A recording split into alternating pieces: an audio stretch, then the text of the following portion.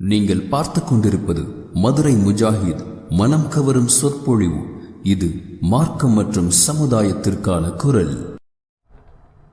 அஸ்ஸலாமு அலைக்கும் வரஹ்மத்துல்லாஹி வபரகாத்துஹு. இன்னல் ஹம்துலில்லாஹி நஹ்மதுஹு வ நஸ்தஈனுஹு வ நஸ்தக்ஃபிருஹு வ நஊது பில்லாஹி மின் ஷுரூரி அன்ஃபுஸினா வ மின் ஸய்யிஆத்தி அமாலினா. من يهده الله فلا مضل له ومن يضلل فلا هادي له واشهد ان لا اله الا الله وحده لا شريك له واشهد ان محمدا عبده ورسوله اما بعد. قال الله تعالى في القران العظيم: اعوذ بالله من الشيطان الرجيم بسم الله الرحمن الرحيم.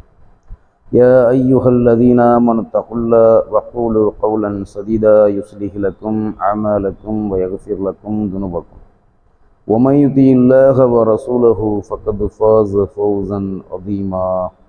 அன்பார்ந்த இஸ்லாமிய சகோதர சகோதரிகளே, அல்லாஹு தாலா அவனுடைய வேதமான அற்புத வேதமான அல் குர்ஆனில் அவனை போற்றி புகழ்வதை பற்றி திக்ரு செய்வதை பற்றி மூமின்களுக்கு அல்லாஹ் கட்டளையிடுகிறான்.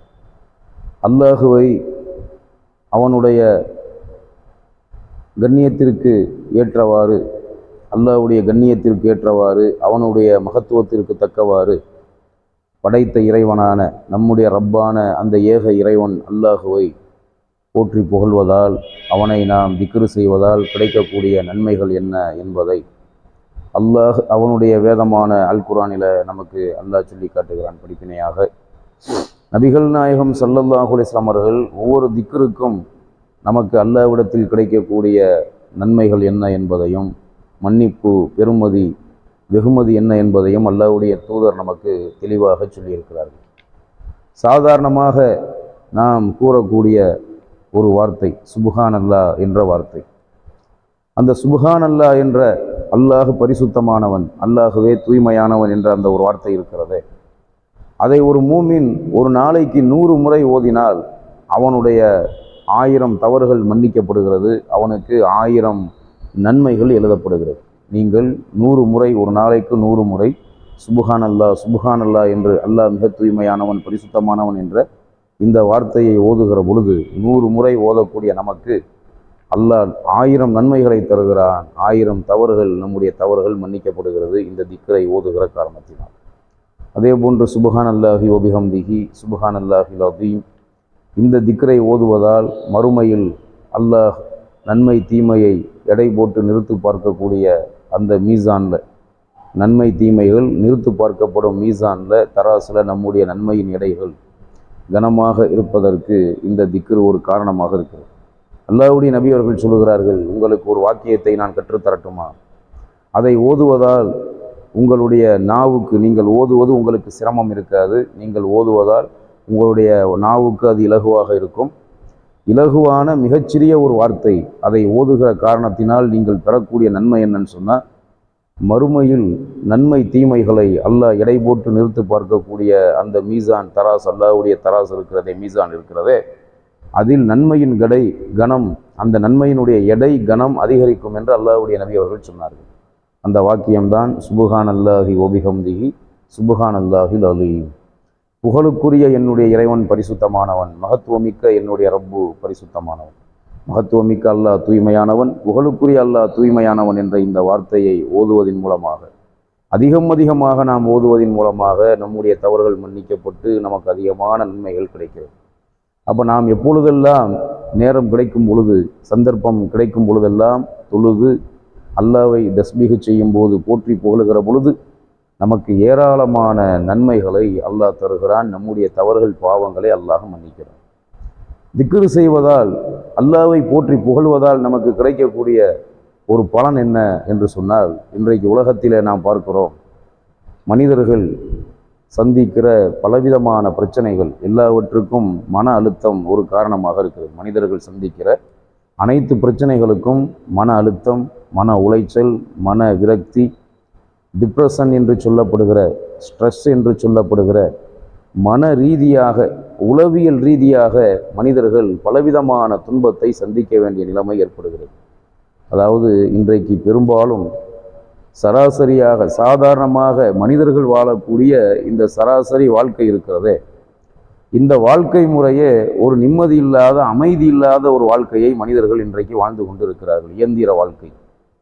அதாவது காலையில் எழுந்திருக்க வேண்டும், வேலைக்கு செல்ல வேண்டும், இரவு உறங்குகிற வரை வேலை, ஒரு பக்கம் மொபைல் ஃபோனை பயன்படுத்துவது, இணையதளத்தை பயன்படுத்துவது, சமூக வலைத்தளத்தை பயன்படுத்துவது, அவர்கள் பார்க்கிற வேலையில் பலவிதமான டென்ஷன், அவர்கள் குடும்பத்தில் பலவிதமான பிரச்சனை, இப்படி எத்தனையோ பிரச்சனைகளை அன்றாடம் மக்கள் சந்தித்து வருகிறார்கள். அவர்கள் சந்திக்கும் ஒவ்வொரு பிரச்சனைகளுக்கும் அவர்கள் மன ரீதியாக பாதிக்கப்படுகிறார்கள். முதலிலே மனம் பாதிக்கப்படுகிறது, மன உளைச்சலால் மனம் பாதிக்கப்படுகிறது. அந்த மன உளைச்சலின் விளைவாக, மன அழுத்தத்தின் விளைவாக உடலும் பாதிக்கப்படுகிறது. ஒரு மனிதனின் மனம், உள்ளம் சரியாக இருந்தால் உடல் சரியாக இருக்கும்.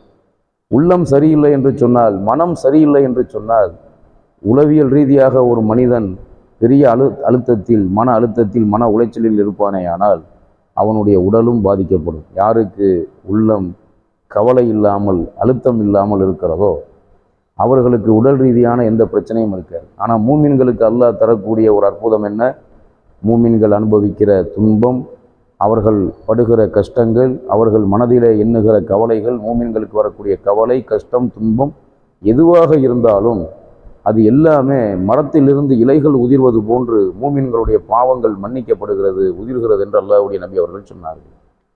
கவலைப்படுவது, கஷ்டப்படுவது, சோதிக்கப்படுவது, இதெல்லாம் மூமின்களுக்கு பெரும் நன்மையாக அல்லாஹ்விடத்தில் மாறுகிறது.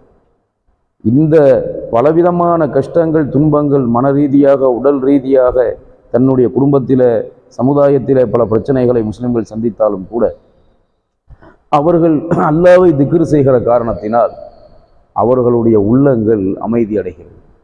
இன்றைக்கு உலகம் முழுக்க பல நாடுகளில் பெருமளவு கஷ்டங்களையும் துன்பங்களையும் சந்திக்கக்கூடியவர்கள் யார்? முஸ்லிம்கள். உதாரணத்திற்கு காசா, சிரியா, காஷ்மீர், பல பகுதிகளில் மியான்மர் போன்ற பல பகுதிகளிலே முஸ்லிம்கள் கஷ்டப்படுவதை இன்றைக்கு நாம் பார்க்கிறோம். அப்போ இவ்வளவு கஷ்டங்களுக்கு மத்தியிலும் தற்கொலை செய்து கொள்ளாமல், அவர்கள் வேறு தவறான முடிவு எடுக்காமல் அவர்களை மார்க்கத்தில் நிலைத்திருக்க வைப்பது எது என்று சொன்னால் அதுதான் அவர்களுடைய அந்த ஈமானிய உறுதியும். ஈமானிய உறுதியை தரக்கூடிய மன அழுத்தத்திலிருந்து, மன உளைச்சலிலிருந்து அவர்களை மீட்டெடுக்கக்கூடிய ஒரு அற்புதம் அவர்களிடத்தில் ஒவ்வொரு மூமீனான முஸ்லிமான ஆண்கள், பெண்கள் அனைவரிடத்திலும் இருக்கிறது. அதுதான் அல்லாஹ்வை திக்ர் செய்வது, போற்றி புகழ்வது.